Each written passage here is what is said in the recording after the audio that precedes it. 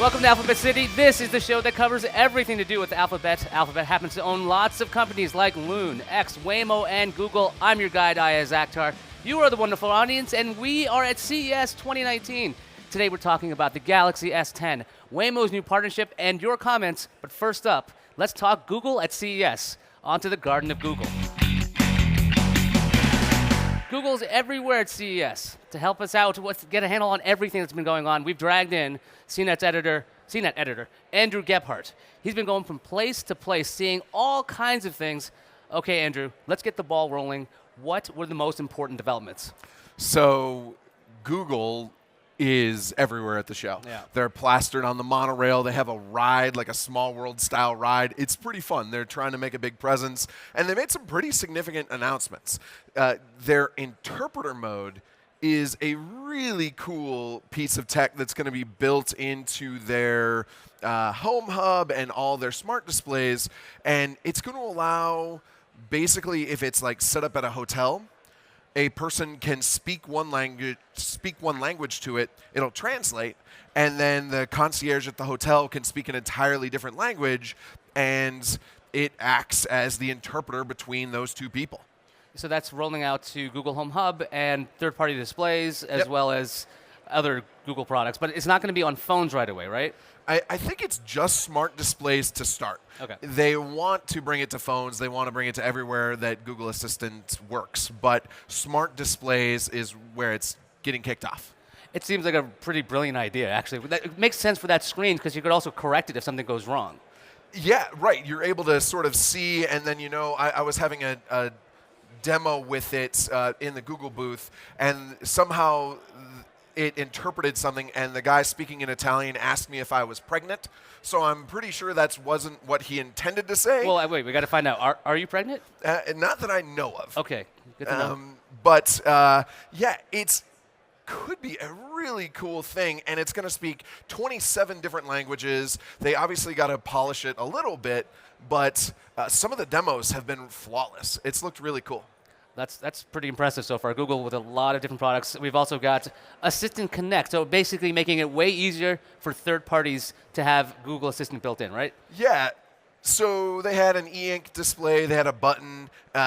Those are just concepts. Those are prototypes. Okay. In theory, we're not going to see those on store shelves. The idea is that someone can make a piece of hardware and then have Google handle all of the cloud stuff, handle all the processing, handle all the setup. So the hardware is going to have like a chip built in or something that sends a query or a signal to a nearby Google Home Mini. Mm-hmm. And then the Google Home Mini sends that question to the cloud and sends it back to the e-ink display, which shows traffic or weather or whatnot. So the e-ink display itself isn't pulling that info. It's the Google Assistant or the Google Home Mini that's nearby. So it's almost like a client. So those devices are like clients for this piece that actually makes everything work.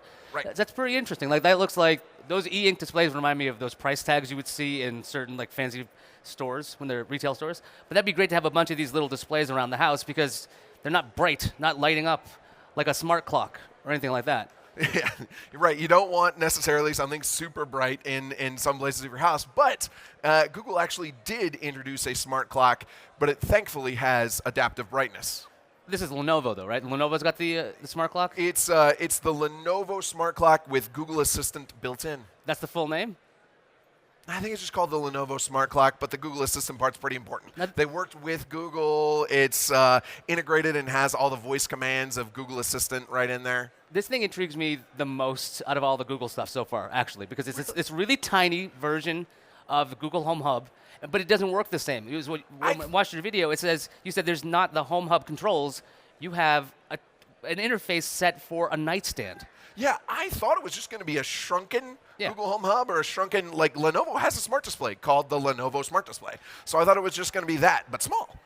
It's not. It has no videos on it. It has no camera. The Lenovo Smart Display has a camera and no smart home touch controls. You can do all the things with voice that you could do with a Google Home Mini, but they trimmed off a lot of the extra stuff in order to bring the price down and to really focus on what info you would need when you're going to bed, when you're waking up in the morning. This is an $80 device. $80. And that didn't seem outrageous to me for some reason. When I said like something like the Echo Spot, I'm like, this is kitschy and nice and round, but I don't see the purpose of this. The way Google's integrated with all kinds of calendars and all kinds of your data, right? Seeing your agenda ahead of time when you're waking up, that seems like it's a built-in perfect match. So the price fits nicely between Google Home Hub 150 and Google Home Mini 50, which makes sense. It's a little more robust than the one, a little less than the other. And yeah, so this thing can suggest when to set an alarm based on when your first appointment is, which is kind of cool. It's going to gradually get brighter as your alarm gets closer to, speaking of having bright things in there, try to wake you up gently. Speaking of smart displays, KitchenAid came out with their first smart display. As far as I know, maybe I have not been paying attention very much to KitchenAid's display technology, but I think this is their first smart display, and the kitchen has always been an incredibly hard place to get a computer in there because it's dirty, it's messy. What's their solution? Water resistance. It's full-on splash-proof water resistance, and yeah, it's their first smart display. It's actually the first time KitchenAid's been at CES at all. They So Whirlpool, their parent company, is at CES all the time, but this is the first time KitchenAid's made a presence, and yeah, this smart display is pretty cool. So it's going to have a lot of the same functionality of the ones we've already talked about: Google Home Hub, Lenovo Smart Display. The water resistance sets it apart, and then it also has Yummly built in, which is a food app that they own for making really specific recipe recommendations. Now, I know in your previous reviews of Google Home, smart displays, you've called it like this excellent assistant for recipes. Yeah. That seems to be a killer feature for these displays. Right, which is why I'm slightly worried about the KitchenAid smart display standing out, because the Google Home Hub is already great at recipe assistance. Like, it walks you through step by step. You can multitask, you can play videos and all that sort of stuff, and then when you want, hop right back into the recipe where you left off. So KitchenAid is doubling down on that, which is cool. And if you use Yummly anyway, this product could make sense.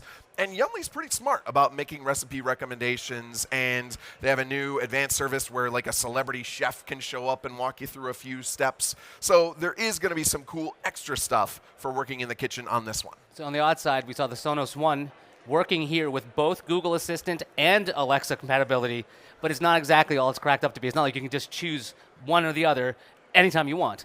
Right. Supposedly you have to pick whether you want Alexa or Google Assistant at the start, like when you're first setting up the device. You might be able to get around that with a factory reset, but still, Google and Alexa are in everything except the one thing they haven't learned how to do, I think, is share.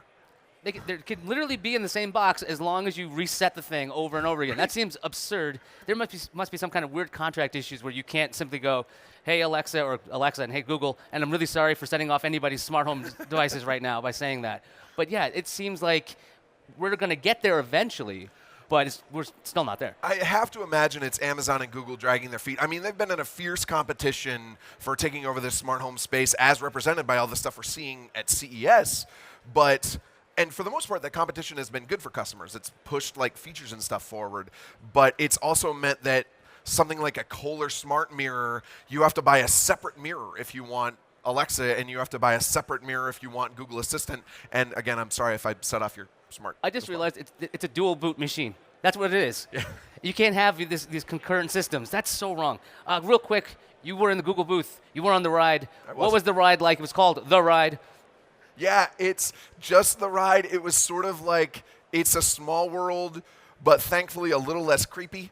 It tells a story about like a dad who needs to rescue his family because the mom's out of town and he needs to get a cake and everything, and how their pitch for it is how Google Assistant can take you through the twists and turns of life. It was kind of corny, but in a self-aware way. It was fun. So last year they had a slide. This time they have a ride. So the next one's got to be a thrill ride. It's got to be a roller coaster, a free fall. Free fall.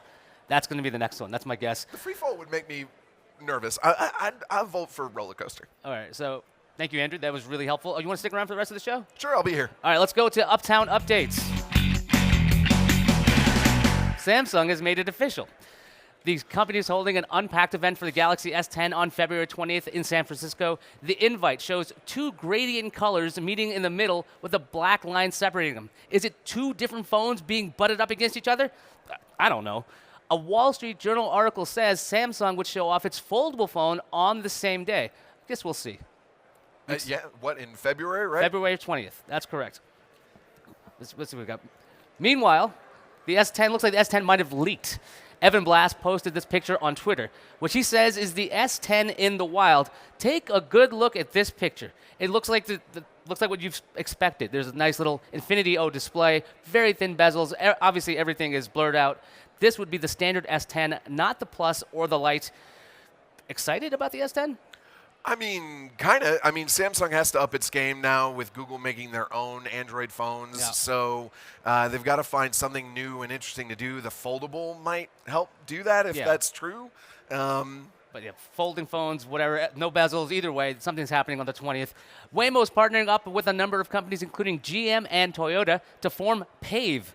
PAVE stands for Partners for Automated Vehicle Education. The group has several goals. 1, to get the public and policymakers in cars that have self-driving tech. 2, PAVE will hold education workshops on the tech for lawmakers. And 3, offering educational materials to car dealers and service centers. Let's go to Comment Cove. This is the part of the show where we shine a spotlight on the most amazing audience in the world, you guys. Over the holiday break, we published the unaired pilot of Alphabet City. Arsil in NYC said, "A nice unexpected gift. Thanks, Arsil." Ved Raj says, "Damn, this is a new segment which started this year. It kind of feels like it's been on for years. LOL." I'll take that as a compliment. Is that a compliment? I think it's a compliment. All right, so thanks. It's like a veteran presence. All right. And Josh asks, "What happened to you guys?" We're here. Hello. Thanks to everyone for writing in. If you've enjoyed your stay in Alphabet City, please like and subscribe. Big thanks to Andrew Gebhart for all his help. I'm Ayaz Akhtar, and I'll see you online.